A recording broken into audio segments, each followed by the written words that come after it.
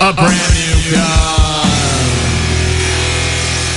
All right, friends, I told you, hey, we're going to have some interviews this year, and I've got on one of those premier bands out of the great state of Michigan. That's right, home of the Wolverines, but it's also the home of a band called Bat Hearse.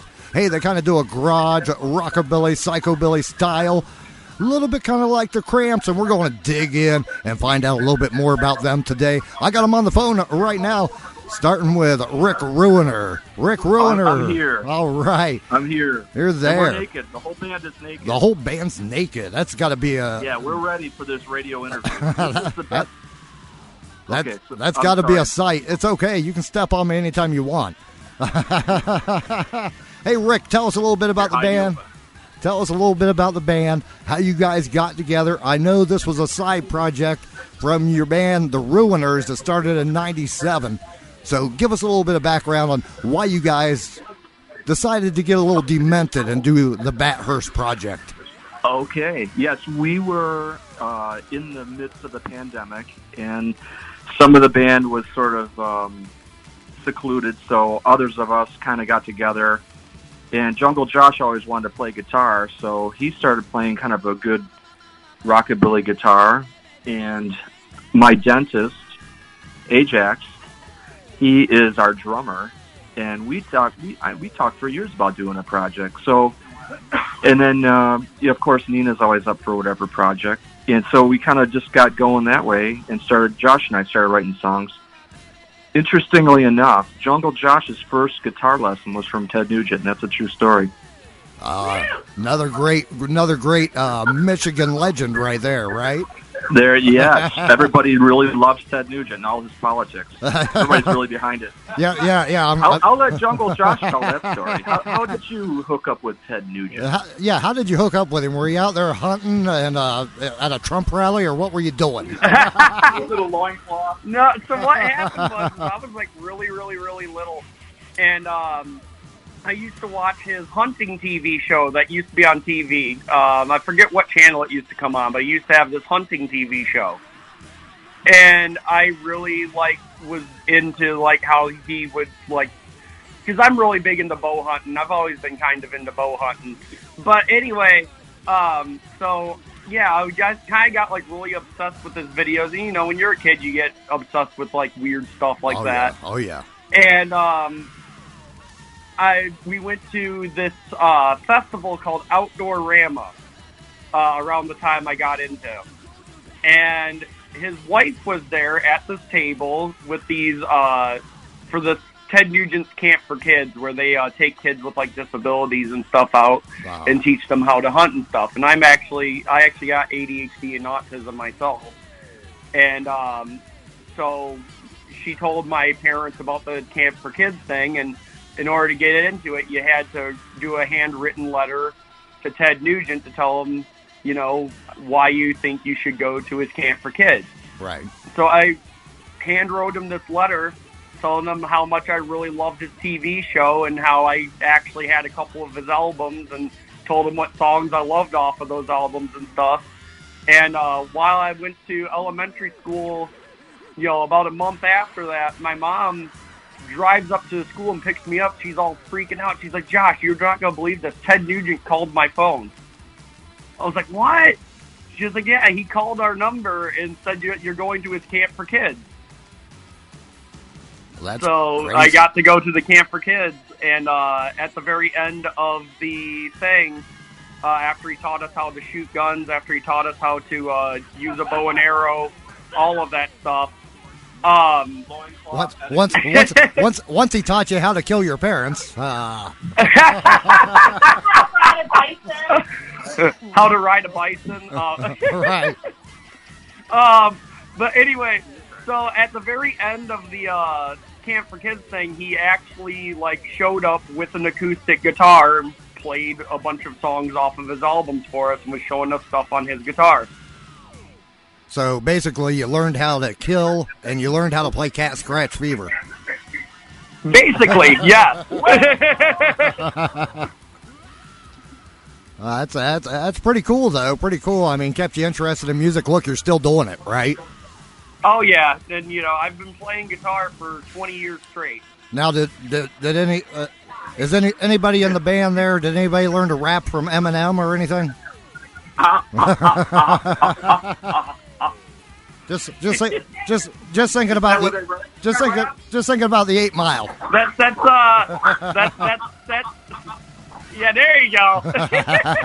Keeping it real. We don't play no rap music though, so stay away from it. Oh, anyway. I'm going to the Eminem music camp. I'll let Nita answer that. You're originally from Russia, correct, or around that area? Yes, I am. You are. Yes, I am. Nothing wrong with that. You know what? We get a huge fan base, a huge listenership out of Russia. Oh, that's not surprising. Здравствуйте, дорогие товарищи. There you go. The most popular, Nina. Yeah. And you actually have a cut on the album here that you sing, right? Which song is that? Swim at Night. Swim at Night. Now, I think I've spun that here a couple times on the show. Enjoy it. Of course, we enjoy all of the Bat Hearse stuff. And why don't you go ahead and tell us a little bit about your background, how you got into the music, coming to the States, or whatever you want to talk about. We're cool with it. It's a very long story, so I'm going to cut it short. That would be preferred. Yeah. Go ahead, I dear. moved here in 96. I came across Rick Ruiner in 99. He asked me out. I told him to get lost. 10 years later, we're inseparable. We're connected now. Connected at the hip. Righty. Next thing you know, you're on crazy music videos like Bronze Fawns and everything, and just playing rock and roll music. Oh, yeah. Bronze Fawns. That's a classic. Hey. Yes, he's sitting right next to me right now. Well, actually, James looks like this. You know what? Yeah, but I think that's the way I discovered you guys was through that song on YouTube. Oh yeah, that was like that's been getting some airplay around for some novelty songs. Yeah, I think it's probably the first song I spun of your guys'. After I seen the video, I'm like, man, that's something crazy enough for me to play on a crazy rockabilly psychobilly show. Tell me about your body paint. Body paint. Yeah, what about that body paint there? Oh gosh, so for Bronze Fund, this is Ajax, the drummer. Ajax. And Dentist. See, I've got a normal, kind of a real kind of normal, boring life outside of Bat Hearse, but Not boring at all. I've been to your office. This is not these guys are wild and crazy, and so they bring that out of me, which I love. So you got to have, balance in life, right? Right, exactly. You got to go a little crazy every now and then.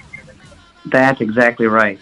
So for Bronze Fonz, the Bronze Fond statue is actually in Milwaukee, and since we couldn't go to Milwaukee, I decided to become the Bronze Fonz and got an all bronze outfit, bronze leather jacket and pants and boots and Body paint. And then body paint. Had to paint my entire face and actually everything. My entire body was painted. Yeah, painted bronze. It was very hot that day when we filmed the video. It must have been in the mid-'90s, and we were just dying. And that plastic bronze outfit was just a killer. But it turned out nice. We were really happy with the results. So I guess it was worth it. I'm sure anybody coming by was wondering, what are those freaks doing now? Yeah. I mean, that's you gotta just let your let your freak fly. Hold on, you know what I'm saying? I'm saying the freak flag. Yeah, you got that right. Exactly. Yeah, your inhibitions must go away. I tell you what, and, I haven't even been drinking today, and I can't talk. I'm telling you. You're in good company. Yes, we're all the same way. Oh, We've got Dana here coming up next, and she's our bass player. Dana, the magical bass player, Dana. That's me, Dana. Yes, Dudley. Dana, you sound great. I'm a late comer to these Misfits. But I was a big fan of the band before I join the band. So Jungle Josh was looking for a bass player on a so-called social media platform, and I jumped on it. Yeah, and after much discussion and committee meetings, board of director voting, I was awarded the job. And I'm very honored. The casting couch. Yeah, the casting couch. And do you and does everybody also play in the Ruiners and Bat Hearse, or? Oh, that's a good. Yeah. Let James sing. Well, he's the Ruiners drummer. So, yeah. Okay. That's fun. Well, so this is James. My name's James Trunko. I am the official drummer for the Ruiners. And married to Dana. And yes, and also married to the lovely Dana Deadly. There you go. Bass player for Bat Hearse and the Ruiners. Keeping it in the family. Indeed. Nothing wrong with that. And you guys, like I said, have been playing since 1997. You got the side project of the Bat Hearse, which I think has really taken off. You know, really kind of exploded on the internet. How do you guys feel that the internet has? Do you feel that the internet has helped local bands, you know, gain more attention and such? I think so. I think, you know, as soon as I put a picture of Nina up on the... This is Rick, by the way. Okay, Rick. As soon as I put a picture of Nina up on Facebook, we get a lot more fans for some reason. You know, at one time I was married, okay? And my wife used to do our show called the Hellbilly Express. But anyway... It is an institution. Anyway, well, we all need institutionalized. But but any time that I'd post a show and I'd use a thumbnail of my wife, that show would get a lot more listens than if I just put my face on there. It's a miracle. It's amazing. Rock how that and roll happens. miracle. It's amazing. I always say, if you find a nice looking woman to put there as a thumbnail or something, man, you're going to gain a lot more attention. I love when we book and we give Nina the let her email back and ask for money. No one ever wants to say no to a woman. Right, exactly. They don't want to appear cheap. I understand that. Yeah. I understand that. They're like, oh, no, pay her. Yeah, it is amazing how that stuff happens. And let's jump back to... Go ahead. Oh, I just was saying, yeah, Bat Hearse is taking off. We have received a lot of love for this band. I didn't expect it, and yeah, we can't say much about it, but Hollywood is calling. I'm telling you, hey, why don't you tell us about the car? The car is always classic, right? Oh, yeah. And people love the car. If you haven't seen the videos, check out the car. Bat Hearse, they've got it all amped up. Tell us a little bit about it. It's a member of the band. It's the sixth member of the band. The Bat Hearse car, I welded that together at school for my master's degree. And it was in the art building for 2 years without a gas tank in it, and I welded on it. And things kept disappearing. They were looking for a light pole, which became the bumper for the car. And I had, I think there was like 6 file cabinets that gave their all to being part of the Bat Hearse. So I welded all this together kind of on a shoestring budget. That's pretty amazing. It looks pretty killer. I'm sure a lot of people keep their eyes on that. Now, was it influenced by the Batman TV show of the 1960s, or? Oh, absolutely. George Barris saw that car. We had a mutual friend, and he loved it. He was really enamored, and he, of course, is the one that created the original Bat Hearse, or Batmobile, I should say.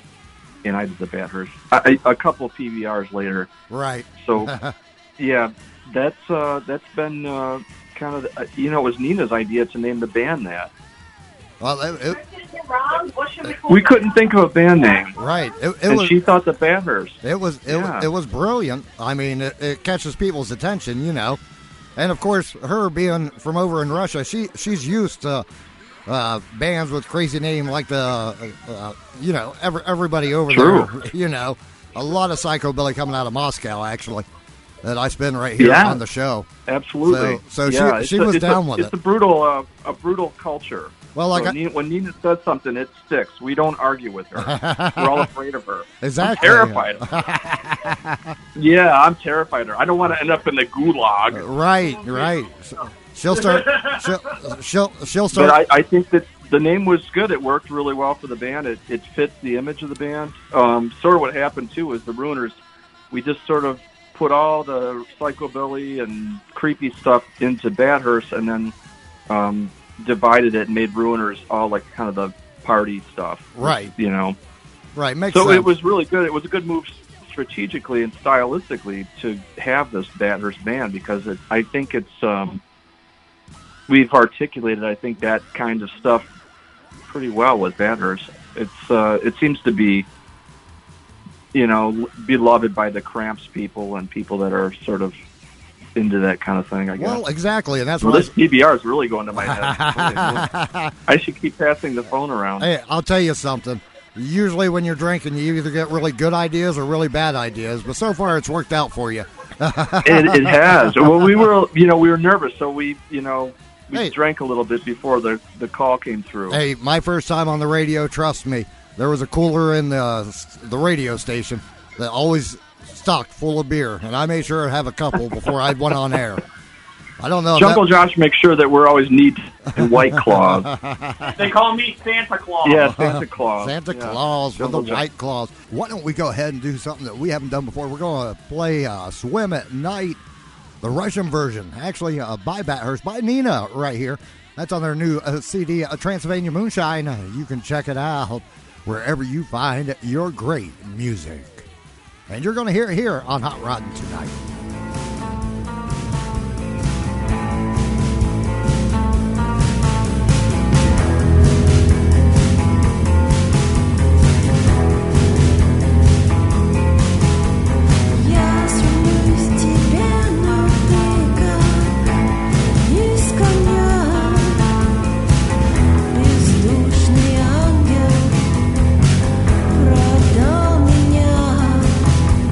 Знала, что нельзя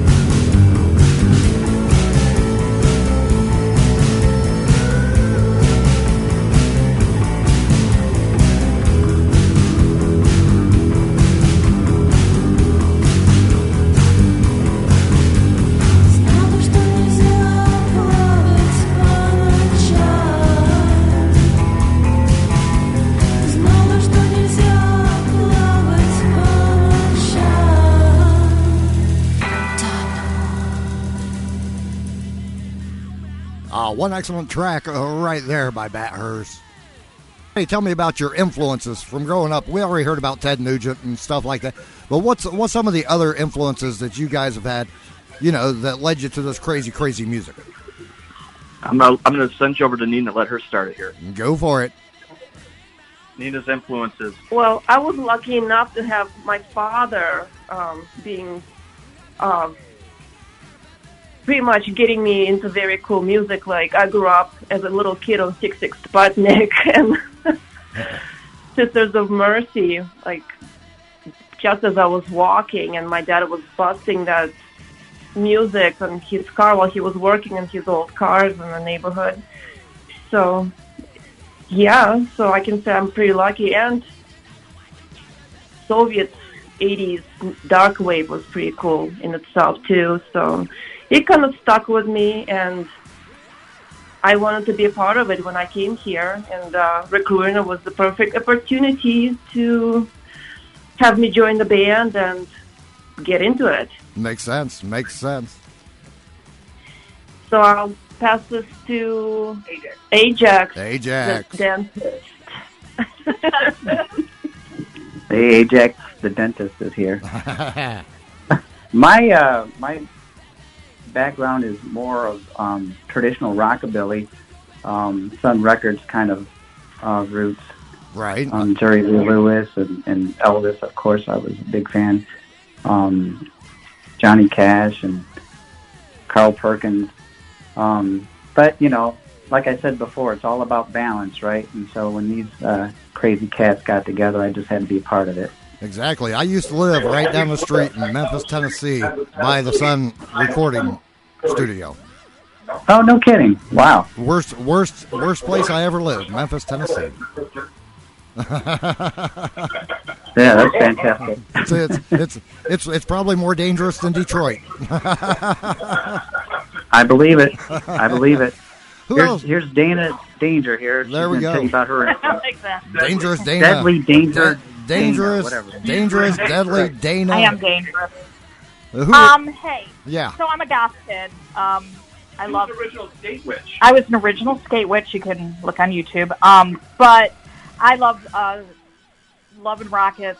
I love the Cult. Yeah, it's just goth, Susie and the Banshees, anything dark wave, like Nina said, and stuff that rocks. So yeah, that's me. I can go with that. Anything that rocks. What about? Hold on, we're tangled up here. Oh my God! Can I go? Oh, okay, yeah, Jungle Josh wants to say something. Okay, that's good. Jump on in. He can tell you a little more about how the band started. Yeah, so other than just Ted Nugent, because Ted Nugent was like, an early influencer. Later on, like a few years after that, I got really into the band Devo. The guys with the flower pots, they did Whip It Good. They're actually kind of from your area. Yeah, I'm from Ohio. You're not that far from Akron. I know about Devo. Trust me on that. Yeah, he's friends with Devo, John. Yeah, I actually knew the Casalis for a little bit growing up, and I still talk to their road manager, Michael Pilmer. So if Michael Pilmer's listening to this, hey, your boy. But anyway, so yeah, I got to see Devo as a kid, and I got invited backstage because I kind of knew them people, and their guitarist Bob gave me a guitar pick when I was like 12 years old, and that was especially right after the Ted Nugent thing was like my pick of destiny moment, Right. Because I got a guitar lesson from the one guy, and then I meet my other guitar hero from Devo like right after that, and that was just kind of like enough of a sign for me to really get into playing guitar and really doing stuff. And my friend Gary Modlinski, rest in peace, I miss him a lot, taught me how to play guitar when I got into it, thanks to Ryan Goldsworthy getting me hooked up with him. And Ryan Goldsworthy is the guitarist of the other band. After that, after I got those guitar lessons, I got really into Led Zeppelin, and I got like really into like ZZ Top and Jimi Hendrix and stuff like that. So a lot of my musical influences is kind of that late 60s into the early 80s kind of musical influences. And a little bit of that blues infusion into the rock and roll right there. Exactly. Yeah. Jungle Josh at the Crossroads. Are we not men? We are Devo. That's right. We are. We're all Devo. Exactly. Jungle Josh at the Crossroads, cross-dressing, cross-dressing. Out there hunting in a dress. Yeah, that's it. Wearing a toga. I'm sure Ted would love that. You and Fred Bear and Ted all in drag. Oh, yeah. Oh, no. Oh, yeah. That It's hard to go down to the mud bog when you're wearing IU. Okay, let's get down in the swamp. You go down to the bog. I'll go up to the hill. We'll get that buck. Get a nice... So That's the most romantic song ever written. I think Fred Bear might be the most romantic song ever written. I'm pretty sure it is. Hey, yes. listen to it. I'm telling you, we're having a good time. I told you it would be a good time. You know? I think it's as romantic as anything that Sean Cassidy sang. Speaking of which, the 70s, I think I'm the oldest guy in the band. Oh, no, Ajax is older than me. Uh-oh. Yeah, I was really inspired by, like, those Monster Mash compilations, with, like, Monster Mash and Purple People Eater. Yeah. The stuff that, you know what I'm talking about? I definitely do. They were illustrated by George Peed. We thought that was so funny. But Right. then the Groovy Ghoulies cartoon, do you remember that cartoon? Yes, I do. That was a huge influence on me even wanting to be in a band. But I never had any musical skill. So you guys are stuck with me. What you got is what you see is what you got here. Exactly. And you guys have a good time. That's really what makes the music great. Is that We have a great time. That you're enjoying the shows yourself. are always a lot of fun, and it's one of those shows that kind of we leave it on the stage. It's just I don't know how people can tour because I don't even get out of bed the next day. Right. And you guys do play locally around in the Michigan area. I've seen that you guys have had a couple shows over there in Cleveland and stuff. Yeah, we have a good fan base in Cleveland for some reason, and Chicago. I don't know. Maybe they're secret Wolverine fans. Maybe I don't know. It could be. We've been offered some shows, but none of us like. I mean, Nina doesn't want to use the restrooms in hotel rooms. She's terrified. I understand that. You got to watch out for those cameras. The cameras, yeah. The you never toilet know. cams You never that know. are left over from Chuck Berry. Exactly. Yeah. She brings the black light flashlight. She actually Something weird like that with Freeman J. Hawkins one time. I think I didn't. I I know it was Chuck Berry. He had a restaurant with. I know Screaming Jay Hawkins was in the Ohio Penitentiary for a while. I know that, but I don't know what for. Mm-hmm. Oh yeah. I know. I think the quote of him is that when he did the song "I Put a Spell on You," he didn't know for years what he was saying. He was so damn drunk. Sounds like some of our recordings. We've been recording with Jim Diamond. I don't know if you know who Jim Diamond is. He's recorded some huge records. He did the first 2 White Stripes records. Okay. We have to give a shout out to Jim. Yeah, let's give a shout out to Jim. Yeah, Jim Diamond. He's recorded every garage band, I think, in the world. He's mostly in Europe throughout the year, but then he comes back to record us. So we're going to have an Italian meal with Jim soon. Well, that's Nina. That's pretty cool. That's pretty cool. Oh, yeah. And if Dana could, I think Dana would tour 365 and a half days a year. I think there's a running joke that she would book us on a Tuesday night in a gym in Provo, Utah. She would. So, yeah, we will probably do some more out-of-town shows, but we kind of have to get to a point where we're not, like, sleeping in a van or something. Say more about your touring aspirations.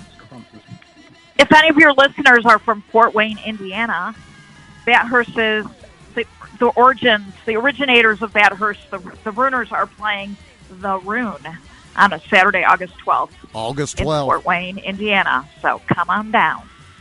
Yep, plenty of time because this show, I think we're going to put this on my birthday show because my birthday is next week. So Happy birthday. So the old Happy birthday to you. Yeah, the old sheepdog getting older but not any smarter. You call yourself the old sheepdog? I am the old sheepdog, honey. Oh! And I'll tell you that name is it's kind of an honor to radio legend Alan Freed, who got busted for the payola scandal. He used to go by the name Moondog. Ah, okay. So a little bit of Ohio ties there, you know. I like it. Back to Nina. Back to Nina. Nina has more to say. Nina wishes she could say more, but Nina's very distracted by Josh's enormous shoes that he just took off, actually, and I'm a little dizzy. Hey, big feet make women sweat, I'll tell you.